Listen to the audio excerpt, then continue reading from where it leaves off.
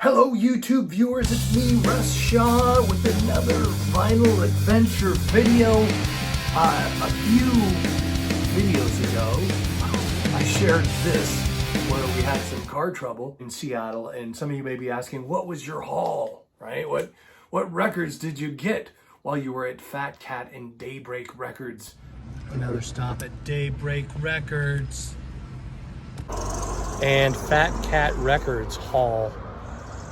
Just leaving last day of summer. I'm going to share that with you today. But also, there are 23 records right here. This would be a great time to hit the like button.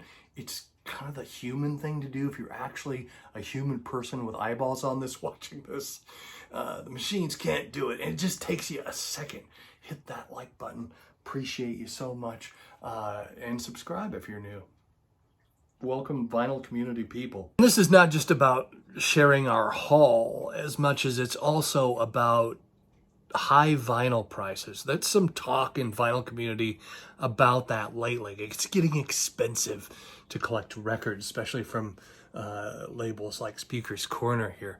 But collecting vinyl doesn't have to break the bank, all right?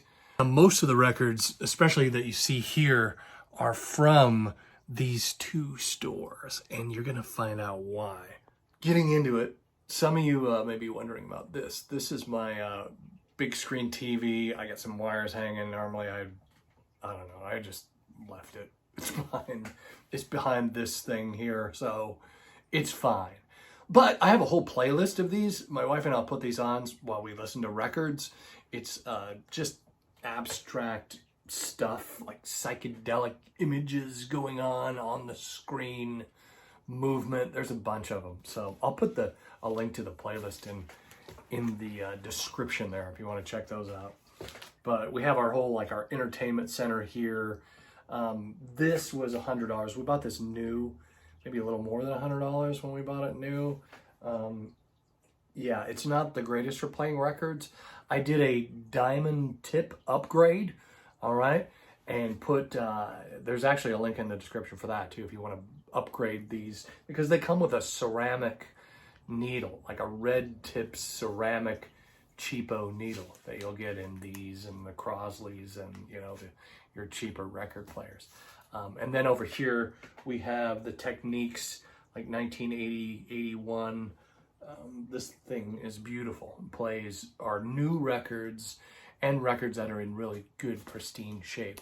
I wanted to keep those things separate. So that's one way that you can not break the bank collecting records is don't be too picky about surface noise. Also been real happy with this little record brush. I got Amazon. I'll put a link in the description. It was a static, anti-static cleaner. It makes a difference.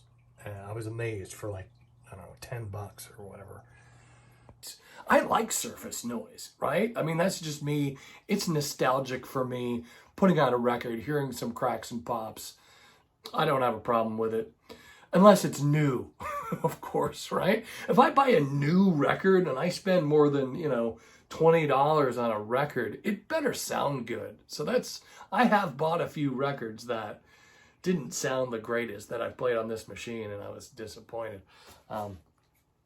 So that's a thing too, but that's why reviews are important sometimes, right? But I wanted to share with you our haul, and all of these records that we got while we were in North Seattle there, all of these most all of them are under $5. There's a few that are $5 or more. I spent more than $20 on one record, and I'm glad I did, and I'm going to share it with you in a moment, because I almost bought it new. Like, I almost bought one of these new pressings of it at Walmart. I know. But they had it, and it was a hard record to find used. So, but I did find it used, which, hallelujah, thank you, Jesus, for that one. Foghat! We found this at Daybreak. So, Daybreak Records. Now, here's something Daybreak Records does, which is really great. They're mostly used stuff. They have some new stuff, not a lot. Most of the stuff they get is used. They post it on Instagram. Like, here's an example of that. That's a brilliant idea for a record store, right? Put that stuff on Instagram. You could see what they're putting on the shelves that day, like a Saturday morning or something. And my wife and I are like, oh, we better go. So this is actually, I believe, 2 trips that we made to North Seattle, by the way, this collection here. But most of them we got when I started smelling coolant in the G6. We were like, oh. But we made it home fine. Without the car doing the needle on the hot. We were good. But I digress. Fog Hat, Rock and Roll Outlaws. If you haven't heard of Fog Hat, they're probably their most famous song.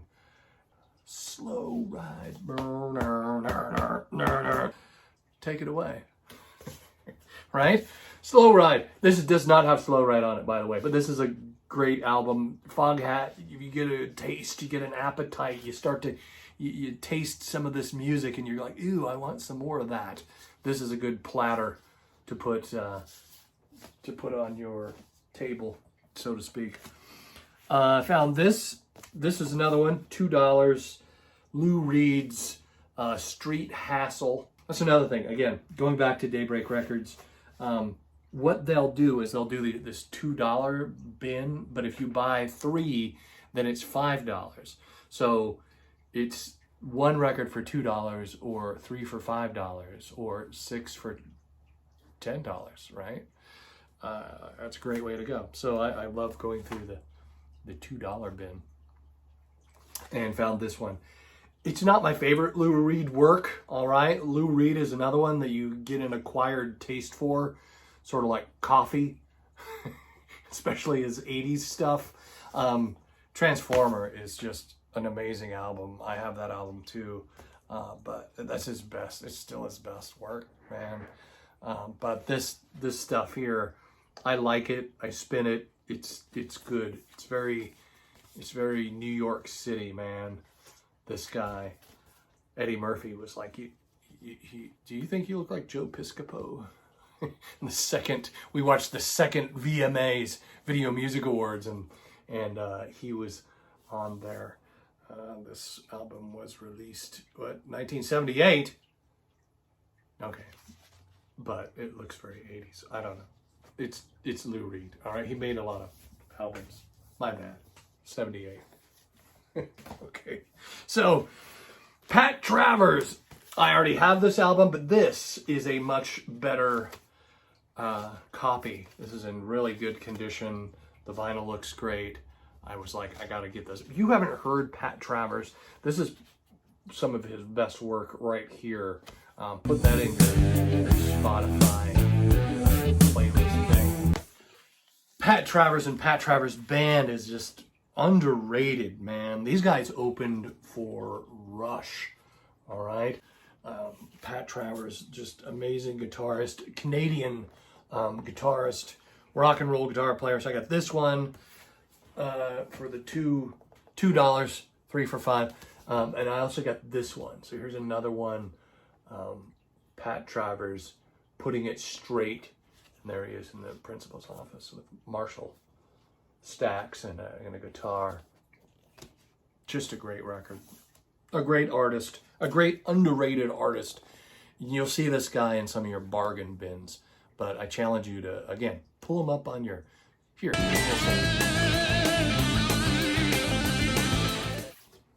The 80s, right? Getting into the MTV 80s years with this. Here's another one. This was, now these were from Fat Cat Records. Got these from Fat Cat Records. This record, I think, was like $3 at Fat Cat.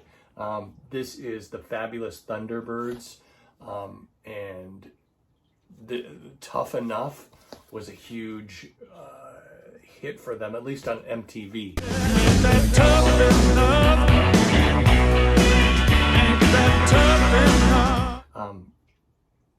Bluesy and kind of almost a little, dare I say, country-ish, like southern rock elements to these guys. And yeah, this is probably one of their best albums right there. The Fabulous Thunderbirds. This was a cool find too. This was like $5. Culture Club. That's Boy George, man. Talk about a guy still impacting popular culture today.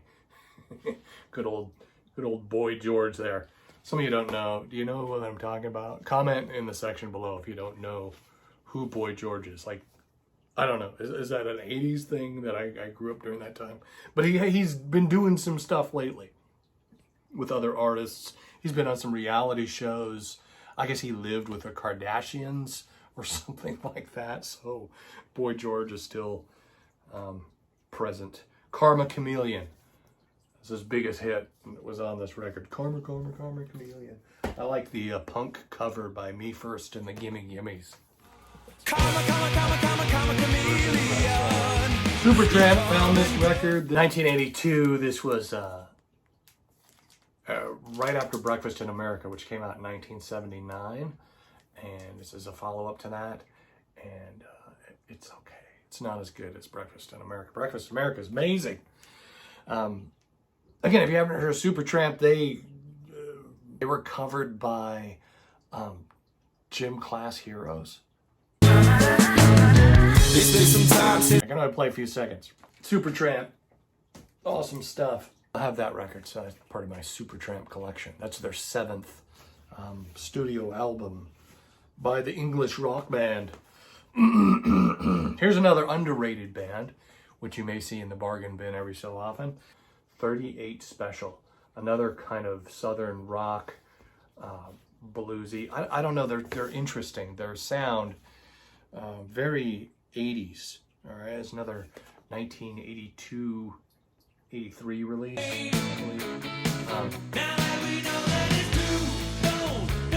There you go. So, if you took Journey and the band Boston and put them in a blender, you know, they might, you know, mixed together, they sound. 38 Special kind of sounds like that. It was the Special Forces, and it was $2 at Daybreak. Yes, Daybreak Records. This one was $1, I believe. You're gonna see a lot of Rod Stewart thumbing through. I see a lot of Rod Stewart thumbing through old records. I like Rod Stewart. This guy has such a distinct voice. If you haven't got into Rod Stewart, I know that's another one to put in your Spotify or whatever you use to stream music. This guy is amazing. This is the 6th studio album. It peaked at, it's got to fold out, check it out. I feel like they wasted some space in the photograph, but they got some credits over here, so anyway. 6th studio album. This hit #1 on the album charts. It's important to note that this record has a fast side and a slow side. This movie came out 1973. It's the second of 3 Sinbad releases by Columbia Pictures. The others were The Seventh Voyage of Sinbad, 1958. There was this one, right, in 1973, and then in 1977, Sinbad in the Eye of the Tiger. So these all have really cool stop motion animation, cutting edge stuff. For 1958, if you at least see that one. You have to see some of these films, just the way they were created before CGI, before computers could manipulate images. They made these fantastic fantasy creatures just using claymation and stop motion. It was just amazing. I mean, clicking through channels, if you've ever seen this, some of you like clicking through channels like, wait, stop, what is that? Oh my God, I have to watch this film. That's how a friend of mine explained it. Anyway, my wife collects some of the comedy stuff too, and she found this, Martin Lawrence. Martin Lawrence, great comedian, very funny. Speaking of movies, Martin Lawrence is one of my favorite animated movies of all time is Open Season. And this is Martin Lawrence and Ashton Kutcher. And it's a buddy movie. This is an early 2000s release. I like good animated movies that tell a good story, you know? And this is one of them. It got kind of mixed reviews. I really liked it. It's funny and it's interesting. And the villain in the film is Shaw, by the It's Shaw, like he's the kind of the villain character. Martin Lawrence, he plays a big grizzly bear in that film, and so I'm like, oh yeah, man, I love Martin Lawrence. That's that. Found this. I already have this record, but this was a better copy, and this record's in better shape, so I picked it up for $7 at Daybreak Records. $7.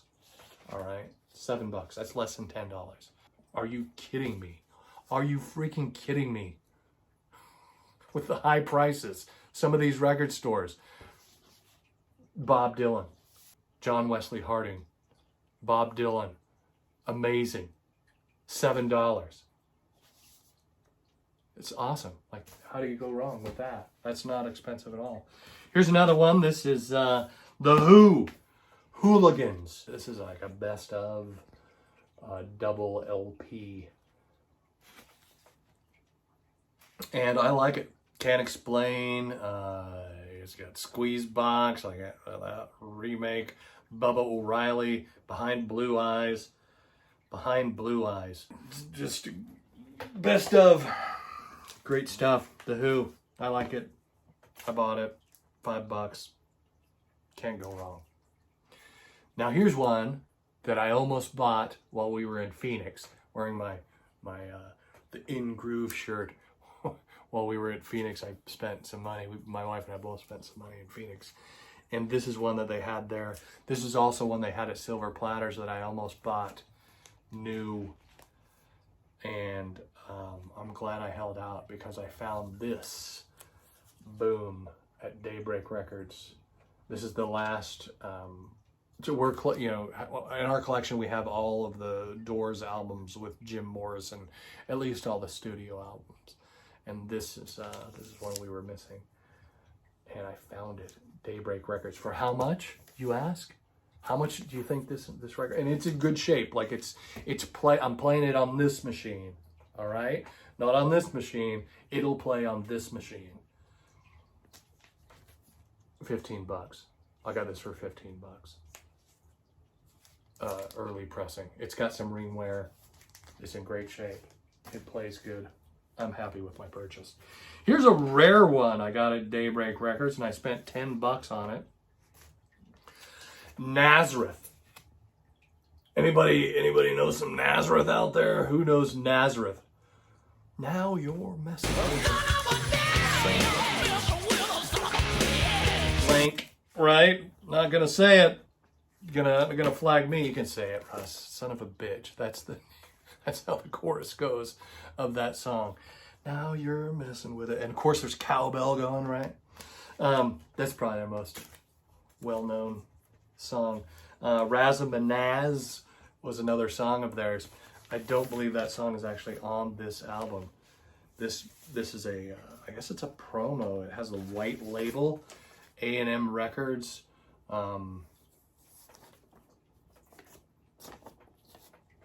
Right?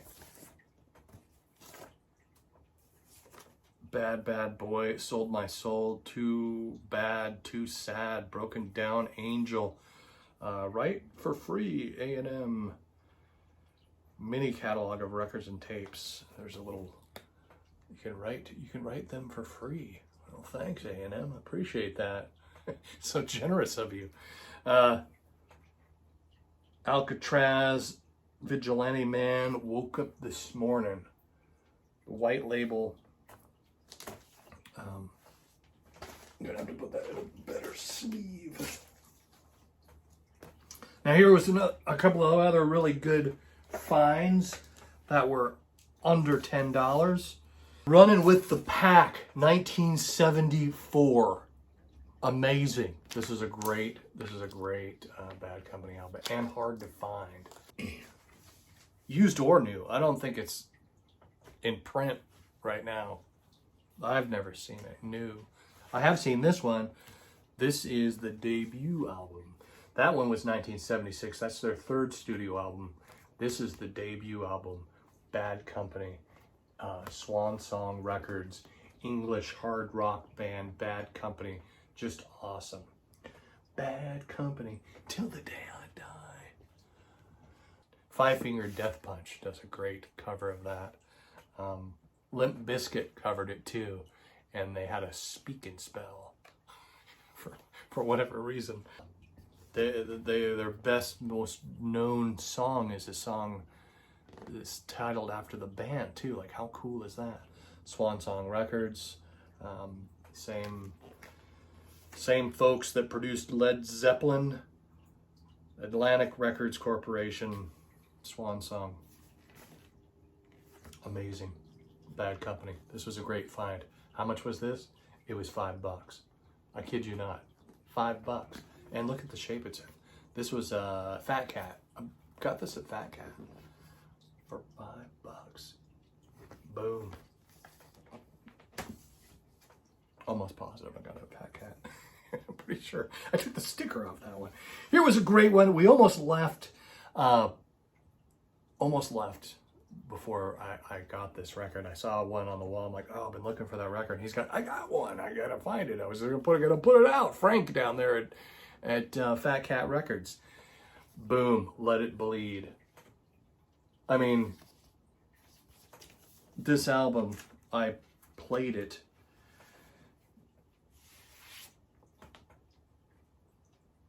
And it sounds a little like it's got some noise to it, but it's in great condition. I like it.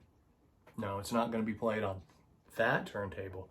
I played it on this one with the gold stylus, all right? The gold standard diamond head cartridge. Let It Bleed. Rolling Stones. This is a great freaking record. Are you kidding me? Midnight Rambler. Give Me Shelter.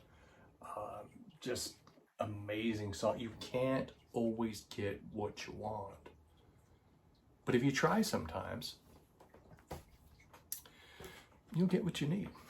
Now here's the one that we went down there for, and I was a little upset that it had this. I don't know if they put the sticker over it. I pulled the sticker off, and that happened. Jimi Hendrix Experience. Now this is the one I paid $20 for. 23 I think I spent for this album. That's the same price Walmart was selling it for. But this, ladies and gentlemen, this is, I believe this is a first pressing, or it's an early pressing anyway. And there's no barcode on it.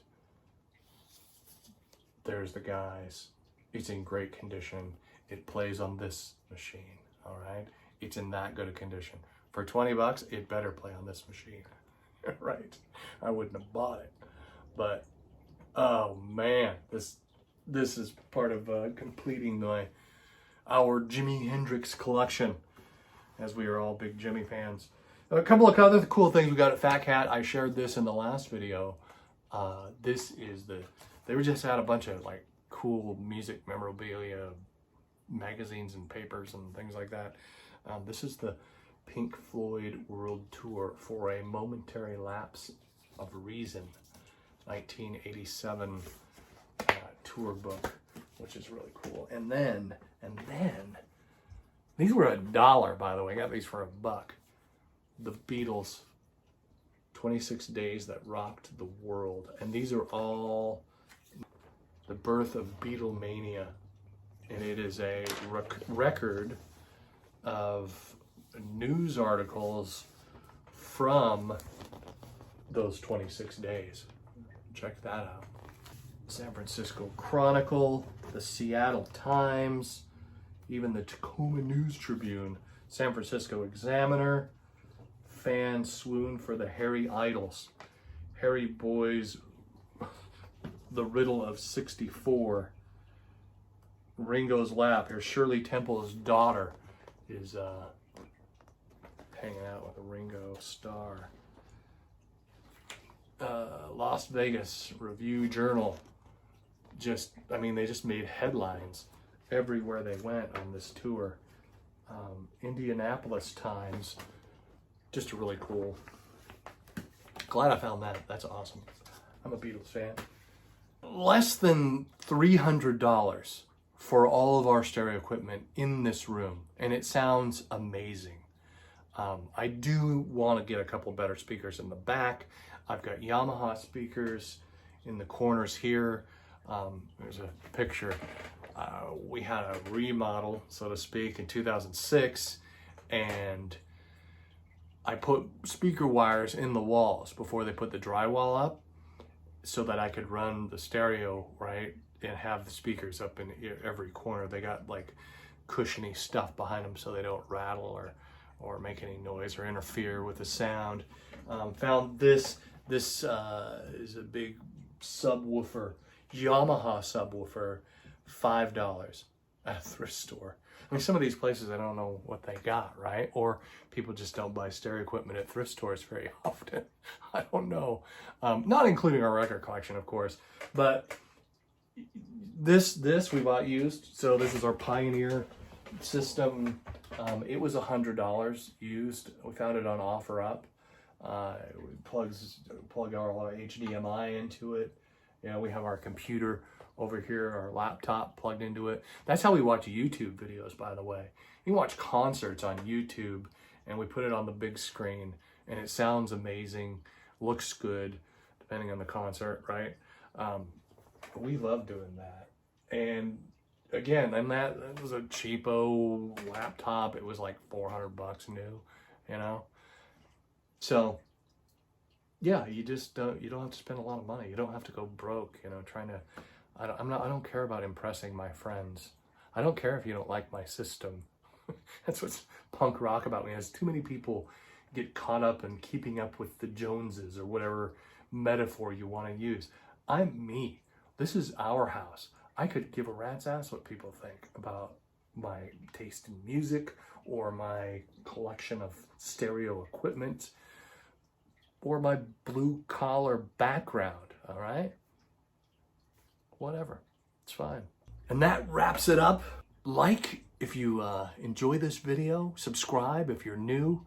You don't have to break the bank, man. Like all of these records, this whole stack was not very expensive. And I was excited, right? To find all these things. And that's part of the fun of it is the finding some of these where you never know what you're gonna get, right? You're shuffling through bins and it's a bit like a rummage, you know?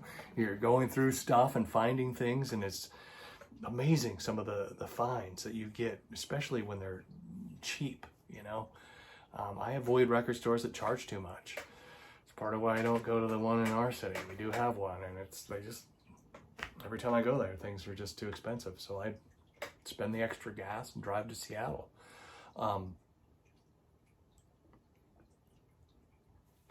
Thanks for watching.